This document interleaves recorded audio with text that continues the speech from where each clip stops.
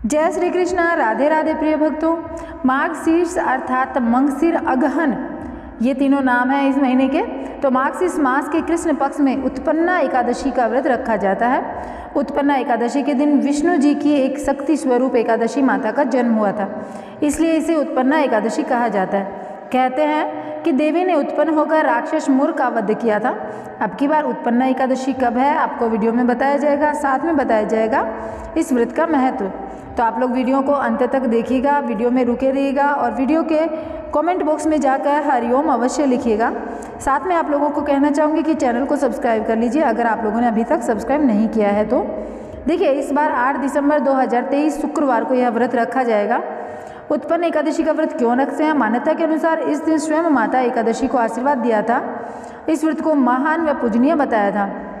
कहा जाता है उत्पन्ना एकादशी का व्रत रखने से मनुष्य के पूर्व और वर्तमान दोनों जन्मों के पाप नष्ट होते हैं। जो व्यक्ति उत्पन्ना एकादशी का व्रत करता है उस पर भगवान विष्णु जी की असीम कृपा बनी रहती है। उत्पन्ना एकादशी का व्रत करने से 1000 वाजपेय और अश्वमेध यज्ञ का फल मिलता है। इससे देवता और पितृ दोनों तृप्त होते हैं। इस व्रत को करने से सभी तीर्थों का फल मिलता है। इस व्रत को विधि विधान से निर्जल व्रत करने से मोक्ष व विष्णुधाम की प्राप्ति होती है। व्रत के दिन दान करने से लाख गुना वृद्धि के फल की प्राप्ति होती है। इस व्रत के करने से व्यक्ति के सभी प्रकार के पापों का नाश होकर उसको सभी प्रकार के सुख और संपदा इस धरती लोक में मिलते हैं। उत्पन्ना एकादशी की पौराणिक व्रत कथा के अनुसार सतयुग में एक मूर नामक दैत्य हुआ था जिसने इंद्र सहित सभी देवताओं को जीत लिया था।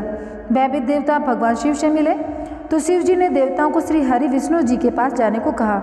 क्षीर सागर के जल में शयन कर रहे श्री हरि इंद्र सहित सभी देवताओं की प्रार्थना पर उठे और मूर दैत्य को मारने चंद्रावती नगरी गए। सुदर्शन चक्र से उन्होंने अनगणित दैत्यों का वध किया। फिर वे बद्रिका आश्रम की सिंहावती नामक 12 योजन लंबी गुफा में सो गए। मूर ने उन्हें जैसे ही मारने का विचार किया वैसे ही श्री हरि विष्णु के शरीर से एक कन्या निकली और उसने मूर दैत्य का वध कर दिया। जागने पर श्री हरि को उस कन्या ने, जिसका नाम एकादशी था, बताया कि मूर को श्री हरि के आशीर्वाद से उसने ही मारा है। खुश होकर श्री हरि ने वैतरणी अर्थात उत्पन्ना एकादशी देवी को सभी तीर्थों में प्रधान होने का वरदान दिया। इस प्रकार श्री विष्णु के शरीर से माता एकादशी के उत्पन्न होने की यह कथा पुराणों में वर्णित है। इस एकादशी के दिन त्रिशपर्शा यानी कि जिसमें एकादशी, द्वादशी और त्रयोदशी तिथि भी हो वह बड़ी शुभ मानी जाती है। इस दिन एकादशी का व्रत करने से 100 एकादशी करने का फल मिलता है। आपको इस एकादशी के संबंध में और भी बहुत जानकारी मैं देने वाली हूँ, लेकिन अगर आप लोगों ने अभी तक चैनल को सब्सक्राइब नहीं किया है तो कर लीजिए। एकादशी के व्रत को समाप्त करने को पारण कहते हैं। एकादशी व्रत के अगले दिन सूर्योदय के बाद में पारण किया जाता है। एकादशी व्रत का पारण द्वादशी तिथि समाप्त होने के पहले करना अति आवश्यक होता है।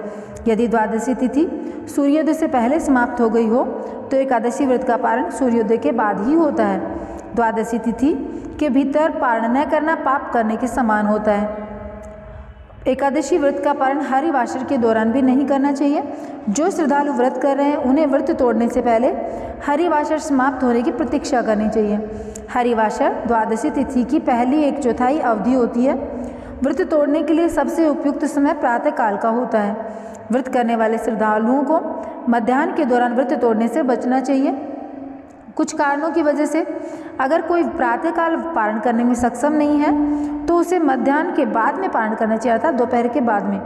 कभी कभी एकादशी का व्रत लगातार 2 दिनों के लिए हो जाता है। अब की बार भी ऐसा ही होगा। 8 और 9 2 दिन तक लगातार एकादशी है। जब एकादशी व्रत 2 दिन का होता है तब स्मार्त परिवारजनों को पहले दिन एकादशी व्रत करना चाहिए। दूसरे दिन एकादशी को दूजी एकादशी कहते हैं। सन्यासियों, विधवाओं और मोक्ष प्राप्ति के इच्छुक श्रद्धालुओं को दूजी एकादशी के दिन व्रत करना चाहिए। जब जब एकादशी व्रत 2 दिन का होता है तब तब दूजी एकादशी और वैष्णव एकादशी एक ही दिन होती हैं। आप लोगों को बताएं कि भगवान विष्णु का प्यार और स्नेह के इच्छुक परम भक्तों को दोनों दिन एकादशी व्रत करने की सलाह दी जाती है। आप लोगों को यह व्रत अपने हिसाब से आपको देख लेना है कि आपको कब करना है। आपको बता दिया है दोनों ही तरीके। देखिए, धर्मराज जी युधिष्ठिर कहने लगे, हे भगवान, मैंने कार्तिक शुक्ल एकादशी अर्थात प्रबोधिनी एकादशी का सविस्तार वर्णन सुना। अब आप कृपा करके मुझे मार्गशीर्ष माह के कृष्ण पक्ष की एकादशी के विषय में भी बताइए। इस एकादशी का क्या नाम है तथा इसके व्रत का क्या विधान है, इसकी विधि क्या है। इसका व्रत करने से किस फल की प्राप्ति होती, कृपया सब कुछ विधान पूर्वक कहिए। भगवान श्री कृष्ण बोले, मंगसिर माह के अर्थात माघशीस माह के कृष्ण पक्ष में आने वाली इस एकादशी को उत्पन्ना एकादशी कहा जाता है। यह व्रत शंख उद्धार तीर्थ में स्नान करके भगवान के दर्शन करने से जो फल प्राप्त होता है उसके बराबर पुण्य देता है। व्रत करने वाले भक्त को चोर, पाखंडी, परिस्त्रीगामी, निंदक, मिथ्याभाषी तथा किसी प्रकार के पापी से बात नहीं करनी चाहिए। इसका महात्म्य मैं तुमसे कहता हूँ, ध्यानपूर्वक सुनो। युधिष्ठिर कहने लगे, हे भगवान, आपने हजारों यज्ञ और लाख गोदान को भी एकादशी व्रत के बराबर नहीं बताया। स्वयं तिथि सब तिथियों से उत्तम कैसे हुई, बताइए।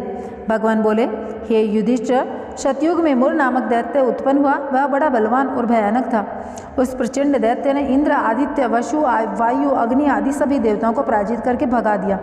तब इंद्र सहित सभी देवताओं ने भयभीत होकर भगवान शिव से सारा वृत्तांत कहा। बोले, हे कैलाशपति, मूर दैत्य से भयभीत होकर सब देवता मृत्युलोक में फिर रहे हैं। तब भगवान ने कहा, देवताओं, तीनों के लोकों के स्वामी, भक्तों के दुखों का नाश करने वाले भगवान विष्णु की शरण में जाओ, वे ही तुम्हारे दुखों को दूर कर सकते हैं। शिव जी के ऐसे वचन सुनकर सभी देवता क्षीर सागर में पहुँचे। वहाँ भगवान को शयन करते देख हाथ जोड़कर उनकी स्तुति करने लगे कि हे देवताओं द्वारा स्तुति करने योग्य प्रभु, आपको बारंबार नमस्कार है। देवताओं की रक्षा करने वाले मधुसूदन, आपको नमस्कार है, आप हमारी रक्षा करें। दैत्यों से भयभीत हो हम सब आपकी शरण में आए हैं। आप इस संसार के कर्ता, माता पिता, उत्पत्ति और पालन करता और संहार करता है, सबको शांति प्रदान करने वाले हैं। आकाश और पाताल भी आप ही हैं। सबके पितामह ब्रह्मा, सूर्य, चंद्र, अग्नि, सामग्री, होम, आहुति, मंत्र, तंत्र, जप, यजमान, यज्ञ, कर्म, कर्ता, भोक्ता आप ही तो हैं। आप सर्वव्यापक हैं। आपके सिवा तीनों लोकों में चर अचर कुछ भी नहीं। हे भगवान, दैत्यों ने हमको जीतकर स्वर्ग से भ्रष्ट कर दिया। हम सब देवता इधर उधर भागे फिर रहे हैं। आप उन दैत्यों से हम सबकी रक्षा करें। इंद्र के ऐसे वचन सुनकर भगवान विष्णु कहने लगे, हे इंद्र, ऐसा मायावी दैत्य कौन है जिसने सब देवताओं को जीत लिया? उसका नाम क्या है? उसमें कितना बल है? किसके आश्रय में है? उसका स्थान कहाँ है? यह सब मुझसे कहो। भगवान के ऐसे वचन सुनकर इंद्र बोले, भगवान, प्राचीन समय में एक नाड़ी जंग नामक राक्षस था। उसके महाकर्मी और लोक विख्यात मुर नामक एक पुत्र पैदा हुआ। उसकी चंद्रावती नाम की नगरी है। उसी ने सब देवताओं से स्वर्ग से निकाल दिया और वहाँ अपना अधिकार जमा लिया। उसने इंद्र, अग्नि, वरुण, यम, वायु, ईश, चंद्रमा, नैवृत्त आदि सबके स्थान हर लिए। सूर्य बनकर स्वयं ही प्रकाश करता है, स्वयं ही मेघ बन बैठा। सबसे अजय है, हे असुर निकंदन, उस दुष्ट को मारकर देवताओं को अजय बनाइए। यह वचन सुनकर भगवान ने कहा, हे देवताओं, मैं शीघ्र ही उसका संहार करूँगा। तुम चंद्रावती नगरी जाओ। इस प्रकार कहकर भगवान सहित सभी देवताओं ने चंद्रावती नगरी की ओर प्रस्थान किया। उस समय जब दैत्य मुर सेना सहित युद्ध भूमि में गरज रहा था, उसकी भयानक गर्जना सुनकर सभी देवता भय के मारे चारों दिशाओं में भागने लगे। जब समय स्वयं भगवान रणभूमि में आए तो दैत्य उन पर भी अस्त्र शस्त्र आयुध लेकर दौड़े। भगवान ने उन्हें सर्प के समान अपने बाणों से बींध डाला। बहुत से दैत्य मारे गए, केवल मुर बचा रहा। वह अविचल भाव से भगवान के साथ युद्ध करता रहा। भगवान जो भी तीक्ष्ण बाण चलाते वह उसके लिए पुष्प सिद्ध होता। उसका शरीर छिन्न भिन्न हो गया, किंतु लगातार युद्ध करता रहा। दोनों के बीच मल्लयुद्ध भी हुआ। 10,000 वर्ष तक उनका युद्ध चला, किंतु मुर नहीं हारा। थककर भगवान बद्री का आश्रम चले गए। वहाँ हेमवती नामक सुंदर गुफा थी। उसमें विश्राम करने के लिए भगवान उसके अंदर प्रवेश कर गए। यह गुफा 12 योजन लंबी थी और उसका एक ही द्वार था। विष्णु भगवान वहाँ योग निद्रा की गोद में सो गए। मुर भी पीछे पीछे आ गया। भगवान को सोया देखकर मारने को उद्यत हुआ। तभी भगवान के शरीर से उज्ज्वल कांति में रूप वाली देवी प्रकट हुई। देवी ने राक्षस मुर को ललकारा और युद्ध किया। उसे तत्काल मौत के घाट उतार दिया। श्रीहरि जब योग निद्रा से उठे तो सब बातों को जानकर उस देवी से कहा कि आपका जन्म एकादशी के दिन हुआ है, अतः आप उत्पन्ना एकादशी के नाम से पूजित होगी। आपके भक्त जो होंगे वही मेरे भक्त होंगे। जय श्री हरि। तो प्रिय भक्तों, यहाँ पर उत्पन्ना एकादशी की यह कथा जो है वह भी मैंने आप लोगों को सुना दी है। और उत्पन्ना एकादशी अब की बार 8 और 9 दोनों तारीख को होगी। 8 दिसंबर 9 दिसंबर 2023। तो गृहस्थ आश्रम और पहले गृहस्थ आश्रम वाले पहले करेंगे। अगले दिन सन्यासियों के लिए और विधवा लोगों के लिए अगले दिन की एकादशी मान्य होती है। जिनको मोक्ष प्राप्ति होती है उनके लिए भी अगले दिन की 9 तारीख की एकादशी मान्य होती है। तो आप अपने हिसाब से यह व्रत कर सकते हैं। और मैं अब आप लोगों से विदा लेना चाहूँगी। विदा लेने से पहले कहना चाहूँगी कि अगर आप लोगों ने अभी तक चैनल को सब्सक्राइब नहीं किया तो चैनल को सब्सक्राइब कर लीजिए और वीडियो को लाइक कर दीजिए। और हाँ, मैं मिलूँगी आप लोगों से एक नए वीडियो के साथ में। तब तक के लिए जय श्री कृष्णा, राधे राधे। सर्वे भवन्तु सुखिनः, सर्वे सन्तु निरामया, सर्वे भद्राणि पश्यन्तु, माँ कश्चित् दुःखभाग् भवेत्। और आप लोगों को वीडियो को शेयर भी करना है अपने फ्रेंड्स एंड फैमिली में। जय श्री कृष्णा, राधे राधे।